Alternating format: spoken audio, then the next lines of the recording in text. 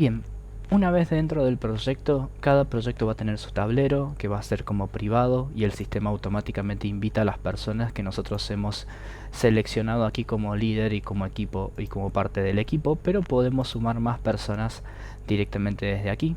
de las que tienen que tener acceso para poder colaborar. La estructura del tablero de la plantilla es más bien genérica y la podemos modificar a futuro directamente en estas dos plantillas. Básicamente se va a tratar en fases del proyecto, aquí marcadas como etapa 1, etapa 2, etapa 3 y etapa 4, que podemos nosotros fácilmente modificar y ponerle el nombre correspondiente o personalizado. Lo mismo con cada actividad o con cada tarea, podemos darle un nombre personalizado, y una vez que hayamos listado cada una de las actividades de este proyecto, lo fundamental es poder definir quién es el responsable, y aquí podemos elegir a una o a más personas, el resumen de la tarea, columna de documentos donde yo puedo adjuntar cierta documentación relevante, y cronograma. Entonces esta va a comenzar desde el 5 al 13. Voy a tener desde el 14 al 20. Voy a tener desde el 21 al 28. Voy a tener desde el 28, desde el 29 al 13 de marzo. Y finalmente el 15 de marzo es el hito que nosotros marcamos como la finalización de este proyecto.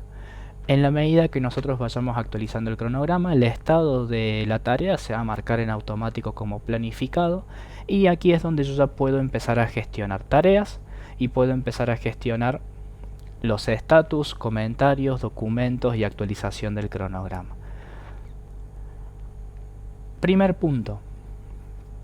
Yo puedo configurar dependencias entre las tareas. Desde aquí, desde la configuración de la columna, yo puedo elegir si la dependencia va a ser flexible, y aquí en el diagrama lo que me va a mostrar es que si se adelanta la primera tarea, se adelantan o se reprograman hacia adelante el resto, pero en el caso de que una tarea se termine antes del tiempo estipulado, el resto de las tareas dependientes no se mueven. Podemos hacer una estructura más estricta donde todo se mueva en la misma dirección, ya sea si se retrasan las tareas o se adelantan, todas las sucesoras se van a mover en el mismo sentido. De las dos maneras, dependiendo del tipo de proyecto, nosotros lo podemos configurar, y este es el primer paso. El segundo paso va a ser marcar cuáles son las tareas que dependen entre sí. Esto no necesariamente es lineal, sino que yo, por ejemplo, puedo marcar de que la tarea, el hito de la tarea puede depender de la actividad 3 en vez de la actividad 4. Entonces la actividad 3 se convierte en este caso como parte de la ruta crítica. Y en el caso que yo quisiera reprogramar, supongamos por una semana, en automático se va a mover todas las tareas, a excepción del hito, que en este caso no tiene mucho sentido, pero el hito en realidad, como depende de la tarea 3, se reprogramó solamente un día, con lo cual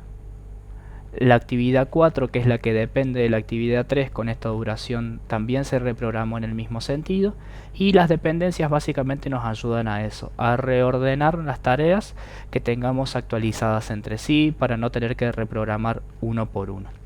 En el caso de que yo no quiera reprogramar así, eligiendo fecha, y que efectivamente yo necesite retrasar por una X cantidad de días o adelantar por una X cantidad de días alguna tarea, lo puedo seleccionar aquí desde el checkbox, puedo marcarme aquí, y el mismo sistema me dice mover el elemento por X cantidad de días, y aquí yo puedo poner días en negativo, entonces se adelantó 7 días para atrás, o puedo colocar días en positivo, entonces se movió por 30 días hacia adelante, y eso va a hacer de que si yo tengo dependencias configuradas, las mismas se reprogramen en el mismo sentido, manteniendo su duración. Una vez que yo ya planifique tareas, responsables, cronogramas y dependencias, lo que me queda es por grabar este cronograma para después empezar a medir los desvíos. Entonces, para eso nos vamos a ir al resumen ejecutivo, donde el resumen ejecutivo me va a mostrar la salud del proyecto, el porcentaje de avance y un diagrama de Gantt. Y dentro del diagrama de Gantt voy a hacer clic en la referencia. Al agregar una nueva muestra o una nueva referencia, lo que estamos haciendo es en automático generar una columna que duplica los mismos valores de la columna original, y esta va a ser nuestra línea base. Yo puedo tener X cantidad de líneas base dependiendo de la fecha, suponiendo proyectos que sean de más largo plazo, mayores a un año. Yo voy a tener una línea base original, pero después, debido a los cambios en el proyecto, yo puedo reprogramar y establecer un nuevo plan, y ahí puedo establecer otra línea base en particular. Lo importante es que todas esas líneas bases van a quedar bloqueadas para la edición. Yo las necesito mover al final, las puedo directamente contraer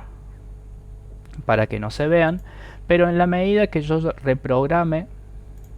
voy a quitar las dependencias solamente para esta demostración, en la medida que yo reprograme para adelante o para atrás cada una de estas tareas, el sistema lo que me va a ir mostrando cuál es la diferencia contra el cronograma original de la fecha de fin y de la fecha de inicio. ¿Qué quiere decir? Que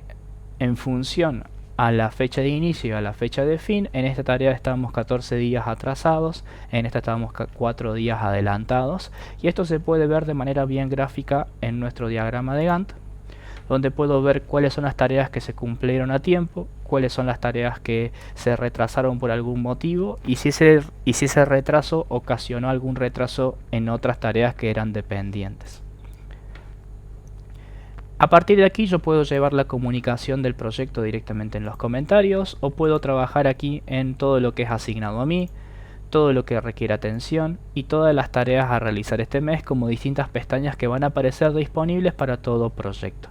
Continuando con el resumen ejecutivo, yo voy a poder ver el porcentaje de avance de cada una de las etapas, el porcentaje de avance del proyecto por responsable